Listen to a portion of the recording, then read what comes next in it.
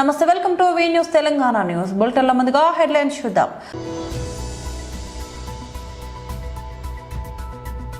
తెలంగాణ భవన్లో బీఆర్ఎస్ నాయకుల press meet.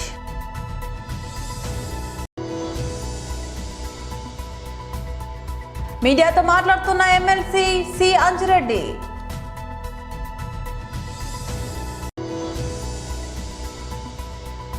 YSRCP అధికార ప్రతినిధి యనమల నాగార్జున యాదవ్ ప్రెస్ మీట్. హైదరాబాద్ చేరుకున్న మెస్సీ, కోల్కతా ఎఫెక్ట్ నేపథ్యంలో ఉప్పల్లో భారీ బందోబస్తు. తెలంగాణ భవన్లో బీఆర్ఎస్ నాయకులు ప్రెస్ మీట్ నిర్వహించారు. బీసీలకు చట్టబద్ధత కల్పిస్తామని, చట్టసభల్లో కల్పిస్తామనడం కాకుండా విద్యలో, ఉద్యోగాల్లో, కాంట్రాక్ట్లో అన్నిట్లలో కూడా 42% రిజర్వేషన్ బీసీలకు కల్పిస్తామని చెప్పేసి కామారెడ్డి డిక్లరేషన్ ద్వారా హామీలకు వచ్చినటువంటి ప్రభుత్వం వెంటనే దీన్ని విస్మరించి పట్టించుకోవడం మానేసి దాదాపు 2 సంవత్సరాలు కాలయాపన చేసి మొన్న మొదలు తెలిసి మోసం చేసింది, తెలిసే చేసిన మోసం ఇది. తెలియక చేస్తే తెలియదు అనుకోవచ్చు, చేసిన మోసం కాబట్టి ఇది మాకు బీసీలందరికీ కూడా అవమానంగా ఫీల్ అవుతూ బాధతో మొన్న లోకల్ బాడీ ఎలక్షన్లకు కూడా పోవడం జరిగింది. వాళ్ళకు తెలిసే అసెంబ్లీలో బిల్లు పెట్టారు, రాష్ట్రపతి గారికి బిల్లు పంపారు, ఇవన్నీ తెలుసు ప్రజలకు కూడా. ఆ బిల్లు రాలేదని తెలిసి దాని ఇంకా మూవ్ కానే లేదు, ఆర్డినెన్స్ ద్వారా గవర్నర్ గారికి పంపారు. అది అక్కడనే ఉండంగానే ఈ 2 అక్కడ ఉండంగానే జంతర్ మంతర్లో ఢిల్లీలో ఇండియా కూటమితో ఉన్నటువంటి దాదాపు 240 మంది దాకా ఉన్నటువంటి ఇండియా కూటమిని మొత్తం తీసుకొచ్చి జంతర్ మంతర్లో పెట్టి అన్ని పార్టీలతోని కాంగ్రెస్ పార్టీ ఇక్కడేదో జరిగిపోయినట్టు, 42% రిజర్వేషన్ అమలు అవుతున్నట్టు, అంతా చేసినట్టు దాన్ని మార్కెటింగ్ చేసుకొని మమ్మల్ని మాత్రం బీఆర్ఎస్ పార్టీని మా ఎంపీలు రాలేదు, ఏం చేస్తున్నారని సీఎం గారు మమ్మల్ని నిందించి తిట్టి అనేక దూషణలు చేసి మేమంతా చేసేసాం, మీ సపోర్ట్ లేదు, బీఆర్ఎస్ పార్టీ సపోర్ట్ చేయట్లేదు అని చెప్పేసి మమ్మల్ని బద్నాం చేశారు మీరు. కానీ చివరికి అక్కడే తేల్చిన అంశం ఏంటంటే ఇది ఇప్పట్లో అయ్యే విషయం కాదు. బీసీలకు రిజర్వేషన్ మళ్ళీ వాళ్ళ పార్టీ కాంగ్రెస్ పార్టీ అధికారంలోకి వచ్చినాక, రాహుల్ గాంధీ ప్రధానమంత్రి అయిన తర్వాతనే బీసీలకు రిజర్వేషన్లు అమలవుతాయి తప్ప అప్పటిదాకా కావు అని తేల్చేసి బుట్ట కిందేసి అక్కడ మొత్తం ఉన్నటువంటి అవకాశాలన్నీ కూడా అక్కడ వదిలేసి హైదరాబాద్ చేరి తర్వాత మళ్ళీ వెంటనే ఒక జీవో ద్వారా తీసి ఎన్నికల్లో పోవడానికి ప్రయత్నం చేస్తే ఆ జీవో కూడా కోర్టులో కొట్టేసి తెలుసు, కోర్టులో కొట్టేస్తారని తెలుసు, ఇక్కడ నిలబడదు, అక్కడ నిలబడదు, ఎక్కడ నిలబడదని తెలిసి బీసీలను మరొక్కసారి మోసం చేసి మొన్నటి ఎలక్షన్ పోయారు. మొన్నటి ఎలక్షన్ లోకల్ బాడీ ఎలక్షన్లో కూడా పోయి ఏం చెప్పారు, పార్టీ గుర్తులేని ఎలక్షన్ పోయి మేము రిజర్వేషన్ ఇస్తున్నాం, 42% పైగా పార్టీల నుంచి ఇస్తున్నామని చెప్పి ఎలక్షన్లకు వెళ్ళారు. సరే, బీసీలను ఏ విధంగా మోసం చేయాలో బీసీ, ఎస్సీ, ఎస్టీ, మైనార్టీలు అందరినీ మోసం చేయడం, అధికారులకు వచ్చి కూర్చొని ఇబ్బంది పెట్టడం తప్ప మీ చేతిలో ఉన్న మీ దగ్గర ఉన్న అవకాశాలను బీసీలకు ఇచ్చే మాత్రం ఏం చేయలేదు, చేయరు కూడా. అది కూడా మా కేటీఆర్ గారు, హరీష్ రావు గారు, మా పార్టీ ప్రజాప్రతినిధులు మొత్తం మొత్తుకుంటే తప్ప ఈ 2 ఏళ్లలో కేవలం 2 మంత్రి పదవులు అదనంగా వచ్చినాయి. మీడియాతో మాట్లాడుతున్న ఎమ్మెల్సీ సి అంజిరెడ్డి. 100 కోట్లు వెచ్చించకం సమాజంలో అందరు నవ్వుతూ ఉన్నారు. ఏదైతే సింగరేణి కార్మికులు సుమారు డైరెక్ట్గా 72,000 మంది పనిచేస్తూ ఉన్నారు, డైరెక్ట్ ఇండైరెక్ట్గా 2 లక్షల మంది దాని మీద బతుకుతూ ఉన్నారు. గతంలో కాంగ్రెస్ ప్రభుత్వం రాకముందు మేనిఫెస్టోలో సింగరేణి కార్మికుల కోసానికి, సంక్షేమం కోసానికి ఏమన్నారంటే సింగరేణి యజమాన్యంలో రాజకీయం ఉండొద్దు, రాజకీయ జోక్యం ఉండొద్దు అని వాళ్ళే మేనిఫెస్టోలో విడుదల చేశారు. గత ప్రభుత్వం ఏం చేసిందంటే బీఆర్ఎస్ ప్రభుత్వం ఉన్నప్పుడు ఏదైతే సిఎస్ఆర్ ఫండ్ డిఎంఎఫ్ ఫండ్ 2018లో ఒక జీవో తీసుకొచ్చి రాష్ట్రం మొత్తంలో కూడా ఎక్కడైనా యూటిలైజ్ చేసుకోవచ్చు అని జీవో తీసుకురావడం జరిగింది. జీవో తీసుకొచ్చినప్పుడు వాళ్ళు ఏం చేశారంటే ఇంట్లో రాజకీయ జోక్యం ఉంటే సింగరేణిది 50, సింగరేణి సంస్థలో స్టేట్ది 51% ఉంది, సెంట్రల్ది 49% ఉంది. దీన్ని ఏ విధంగా ముందుకు తీసుకుపోవాలి, ఏ విధంగా ఉంటే బాగుంటుందని వాళ్ళు చేసుకుందని అప్పుడు మేనిఫెస్టోలో ఏం చేశారంటే సింగరేణి కార్మికుల ఏదైతే ఉందో సింగరేణితోని ఓపెన్ కాస్ట్ మైన్స్ ఎన్నైతే 18 ఓపెన్ కాస్ట్ మైన్లు ఉన్నాయి, 22 అండర్ కాస్ట్ మైన్స్ ఉన్నాయి. దీంట్లో పెద్దపల్లి జిల్లా, మంచిర్యాల జిల్లా, కొమరంభీం ఆసిఫాబాద్ జిల్లా మరియు భూపాలపల్లి జిల్లా, భద్రాద్రి కొత్తగూడెం జిల్లా, ఖమ్మం జిల్లా, ఈ 6 జిల్లాల్లో ఏదైతే కోల్ మైన్స్ ఉన్నాయో ఈ కోల్ మైన్స్తోని ఈ డస్ట్తోని వాటర్ అంతా గోదావరి నది ఏదైతే ఉందో త్రాగే నీళ్ళ కోసానికి కూడా చాలా పొల్యూటెడ్ అయింది. అదేవిధంగా థర్మల్ పవర్ స్టేషన్ ఏదైతే ఉందో చాలామంది ఈ కార్మికులు ఏమవుతుందంటే ఈ డస్ట్ మూలాన లంగ్స్ మరియు ఈ ముక్కులో చాలా ఏంటంటే డస్ట్ ఎనర్జీ చాలా ఇబ్బంది అవుతూ ఉండే. మేము డిమాండ్ చేస్తూ ఉన్నాం భారతీయ జనతా పార్టీ తరఫు నుండి ఎక్కడైతే ఈ CSR fund, DMF fund affected areas ఏదైతే జిల్లాలో ఉన్నాయో, ఏ జిల్లాలో అయితే ఇండస్ట్రీ ఉందో ఆ జిల్లాలనే ఈ సిఎస్ఆర్ ఫండ్ అన్నా డిఎంఎఫ్ ఫండ్ అన్నా యూటిలైజ్ చేయాలని డిమాండ్ చేస్తా ఉన్నాం. వైఎస్ఆర్సీపీ అధికార ప్రతినిధి యనమల నాగార్జున యాదవ్ ప్రెస్ మీట్ నిర్వహించారు. ఆ తరువాత అదే హోటల్ రాజకీయాన్ని నిమ్మగడ్డతో పార్క్ హయత్కి పంపించాడు. ఈరోజు నెల్లూరు మున్సిపల్ కార్పొరేషన్ రాజకీయ వేదిక పాండిచ్చేరికి మారింది. అంటే పూర్తిగా చంద్రబాబు నాయుడు గారి రాజకీయ జీవితం కొనుగోలు, అమ్మకం, వ్యాపారం, పైరవీలు, ప్రలోభాలు. చంద్రబాబు నాయుడు గారికి ఒక రిక్వెస్ట్ చేస్తున్నా, బాబు గారు మీ పార్టీ పేరు మార్చండి. టీడీపీ అంటే తెలుగుదేశం పార్టీ అని కాదు, ఇది ట్రేడింగ్ డెమోక్రసీ పార్టీ అని పేరు మార్చండి. టీడీపీ అంటే ట్రేడింగ్ డెమోక్రసీ పార్టీ అని పేరు మార్చండి. ఇటువంటి కుటిల రాజకీయాలు, కుట్ర రాజకీయాలు, స్థాయి తక్కువ రాజకీయాలు చేయాల్సిన అవసరం చంద్రబాబు నాయుడు గారికి ఎందుకు వచ్చింది? 8 నెలల పదవీ కాలం ఉన్నటువంటి నెల్లూరు మేయర్ ఎన్నికల్లో ఒక గిరిజన మహిళని పదవి నుంచి తొలగించి తన తాబేదారులను కూర్చోబెట్టుకోవడం కోసం చంద్రబాబు నాయుడు గారు ఈ నీచ స్థాయికి దిగజార్చాల్సిన అవసరం ఎందుకు వచ్చింది? వాస్తవానికి ప్రజాస్వామ్యంలో ఓటు కీలకం అని అంటూ ఉంటారు అందరూ. కానీ చంద్రబాబు నాయుడు గారి రాజకీయంలో ఓటు కాదు, నోటు అనేది చాలా కీలకం. సరే, నెల్లూరులో 54 డివిజన్లు ఉంటే 2021 జరిగినటువంటి కార్పొరేషన్ ఎన్నికల్లో 54 డివిజన్లకి 54 YSR Congress party clean sweep చేసింది. తెలుగుదేశం పార్టీ నుండి ఒక్కరంటే ఒక్కరు కూడా పోటీ చేసేటువంటి శక్తి లేక, గెలిచేటువంటి శక్తి లేక నెల్లూరు మున్సిపాలిటీలో 0 అయింది. ఎట్లా పోటీ చేశారా మొన్న జరిగిన డిప్యూటీ మేయర్ ఎన్నికల్లో? వైఎస్ఆర్ కాంగ్రెస్ పార్టీ బీఫామ్ మీద గెలిచినటువంటి కార్పొరేటర్లని సంతలో పశువులు కొన్నట్టుకొని డిప్యూటీ మేయర్ ఎన్నిక గెలిచారు.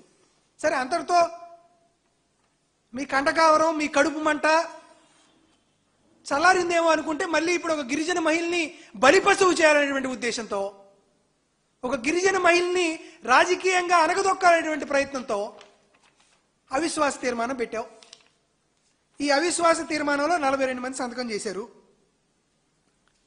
ఈ 42 మంది సంతకం చేసిన ఈ అవిశ్వాస తీర్మానంలో ఒక 5గురు తిరిగి వైఎస్ఆర్ కాంగ్రెస్ పార్టీ తీర్థాన్ని పుచ్చుకున్నారు. నేరుగా మా పార్టీకి సంబంధించిన కార్పొరేటర్లే మా పార్టీ నెల్లూరు నగర సమన్వయకర్త అయినటువంటి చంద్రశేఖర్ రెడ్డి గారి ఆధ్వర్యంలో నెల్లూరు మున్సిపల్ అడ్వైజర్గా ఉన్నటువంటి అనిల్ కుమార్ యాదవ్ గారి ఆధ్వర్యంలో వైఎస్ఆర్ కాంగ్రెస్ పార్టీలో జాయిన్ అయ్యారు. ఫుట్బాల్ క్రీడాకారుడు మెస్సీ శంషాబాద్ విమానాశ్రయానికి చేరుకున్నారు. మెస్సీ ప్రత్యేక విమానంలో హైదరాబాద్ నగరానికి విచ్చేశాడు. మరి కాసేపట్లో రోడ్డు మార్గం ద్వారా ఫలక్నుమా ప్యాలెస్ కు చేరుకున్నాడు. ఫలక్నుమా ప్యాలెస్ వద్ద భారీ బందోబస్తు ఏర్పాటు చేశారు. మరోవైపు మెస్సీతో మీట్ అండ్ గ్రేట్ సెషన్ ఏర్పాటు చేశారు. ఈ కార్యక్రమంలో మెస్సీని కలిసేందుకు 100 మందికి అవకాశం కల్పించారు. వారికి ప్రత్యేక QR కోడ్లను జారీ చేశారు. మెస్సీ హైదరాబాద్ పర్యటన నేపథ్యంలో పోలీసులు విస్తృత భద్రతా ఏర్పాట్లు చేపట్టారు. కోల్కతాలో ఉద్రిక్త పరిస్థితులు తలెత్తిన నేపథ్యంలో ఉప్పల్ స్టేడియం వద్ద భద్రతను కట్టుదిట్టం చేశారు. కోల్కతాలోని సాల్ట్ లేక్ స్టేడియం నుంచి మెస్సీ త్వరగా వెళ్లిపోవడంపై ఆగ్రహించిన అభిమానులు కుర్చీలు, నీళ్ల బాటిళ్లు విసిరి తమ నిరసన తెలిపారు. ఈ ఘటన నేపథ్యంలో హైదరాబాద్ పోలీసులు అప్రమత్తమయ్యారు. ఫ్రెండ్లీ మ్యాచ్ జరగనున్న ఉప్పల్ స్టేడియం పరిసర ప్రాంతాల్లో 3000 మంది పోలీసులతో పటిష్ట భద్రతా ఏర్పాట్లు చేశారు. మ్యాచ్ టికెట్ ఉన్న వారిని మాత్రమే స్టేడియంలోకి అనుమతించనున్నారు. వాహనాల పార్కింగ్ కోసం 34 ప్రదేశాల్లో ఏర్పాట్లు చేశారు. ఉప్పల్ స్టేడియం, దాని పరిసర ప్రాంతాలను CCTV కెమెరాలు, డ్రోన్ల ద్వారా నిరంతరం పర్యవేక్షిస్తున్నారు. స్టేడియం వద్ద భద్రతా ఏర్పాట్లను డీజీపీ శివధర్ రెడ్డి స్వయంగా పరిశీలించారు. ఇటీవల ఆత్మహత్య చేసుకున్న బీసీ బిడ్డ ఈశ్వరాచారి చిత్రపటానికి PCC చీఫ్ మహేష్ కుమార్, మంత్రి పొన్నం ప్రభాకర్ నివాళులర్పించారు. కుటుంబ సభ్యులను పరామర్శించారు. అనంతరం TPCC అధ్యక్షులు మహేష్ కుమార్ గౌడ్ మాట్లాడుతూ ఈశ్వరాచారి ఆత్మహత్య అత్యంత దురదృష్టకరమని, ఏ ఒక్కరూ ఆత్మహత్య చేసుకోవద్దని, ఆత్మహత్య సమస్యలకు పరిష్కారం కాదని అన్నారు. బీసీ రిజర్వేషన్ల కోసం కాంగ్రెస్ పార్టీ ముఖ్యమంత్రి రేవంత్ రెడ్డి నేతృత్వంలోని కాంగ్రెస్ ప్రభుత్వం అన్ని రకాలుగా ప్రయత్నాలు చేస్తుందని అన్నారు. ఎవరూ అధైర్యపడొద్దని, బీసీ రిజర్వేషన్లు సాధించుకుంటామని భరోసా ఇచ్చారు.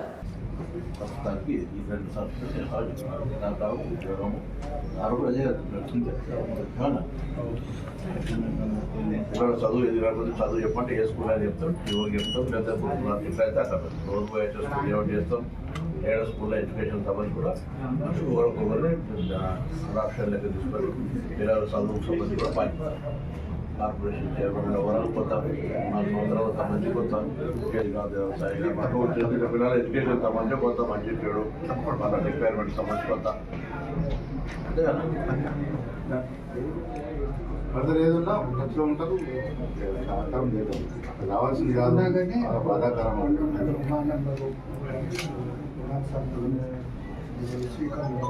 ఎవరు తీసుకున్నాడు ఆయన తీసుకున్నాడు కదా. నువ్వేం చదువుకున్నావు? నెగిటివ్ ఎక్కడ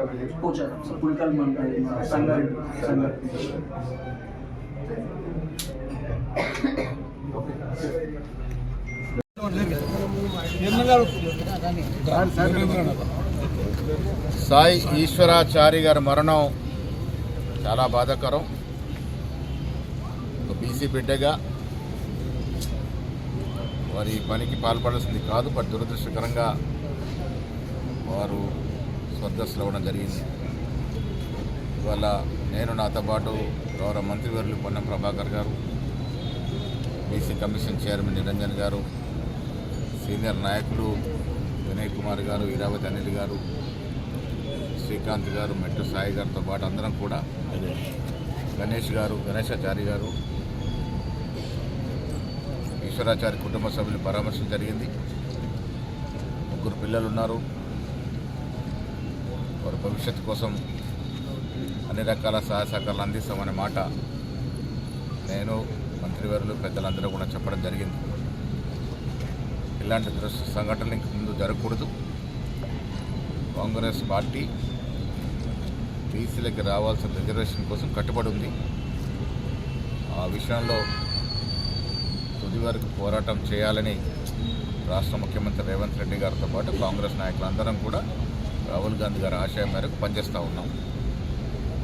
బీసీ సంఘాలకి, బీసీ యువకులకి నా విజ్ఞప్తి, మంచి రోజులు వస్తాయి, తొందరపడద్దు. అందరం కూడా ఈశ్వరాచారి కుటుంబానికి సహాయ సహకారాలు అందిస్తామనే మాట ఇస్తున్నారు, మనం చేస్తాం.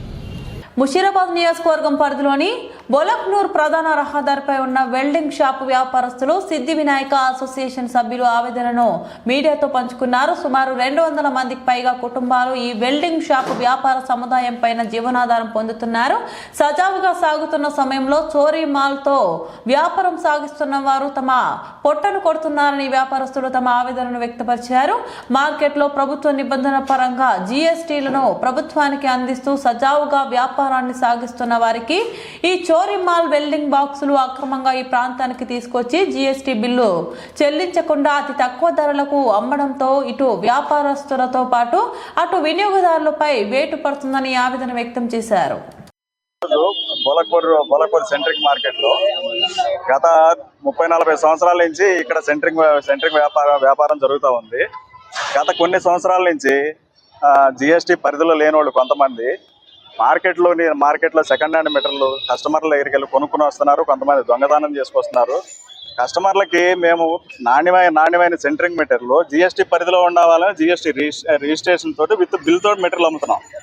అట్లాంటిది వీళ్ళు దొంగదానం చేసుకొచ్చే మెటీరియల్ 20-30 రూపాయలు కొనేసి మార్కెట్లో 30 నుంచి 40-50 రూపాయల మధ్యలో అమ్ముతున్నారు.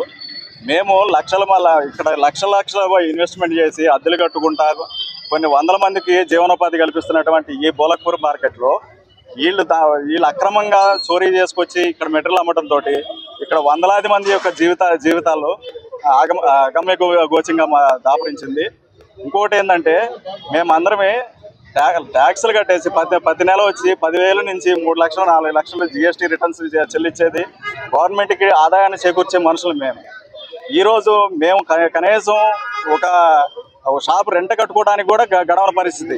అట్లాంటిది 10,000 కిరాయి చెల్లించేసి ఎక్కడెక్కడో మెటీరియల్ తీసుకొస్తున్నాడు. అమ్మేసేసుకుని లక్షల కోట్లు గడిస్తున్నారు. గత ప్రభుత్వంలో దళిత బంధు అయితే ఒక చిన్న రిజిస్ట్రేషన్ ఉన్నది అంటే వాళ్ళు కనీసం ఒక 20 లక్షలు కూడా దీనికి వ్యాపారం చేయలేడు సంవత్సరానికి.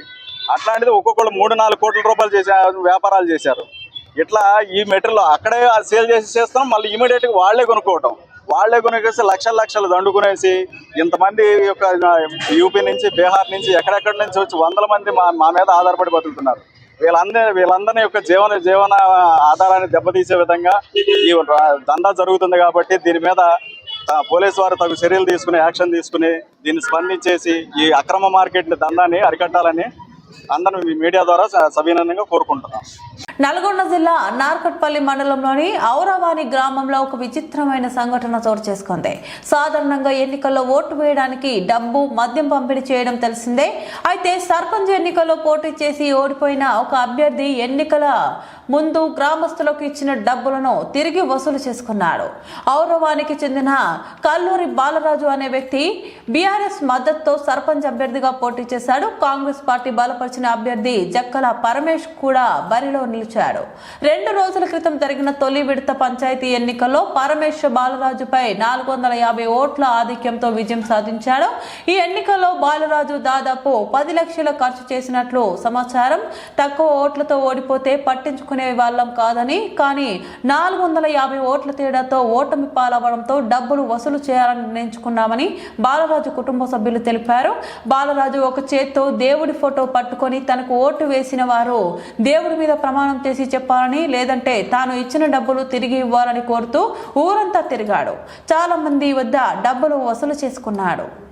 బులెటిన్ ముగించే ముందు మరోసారి హెడ్లైన్స్ చూద్దాం.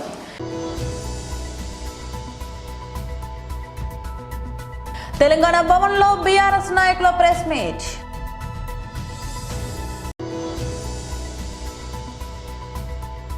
మీడియాతో మాట్లాడుతున్న ఎమ్మెల్సీ సి అంజిరెడ్డి.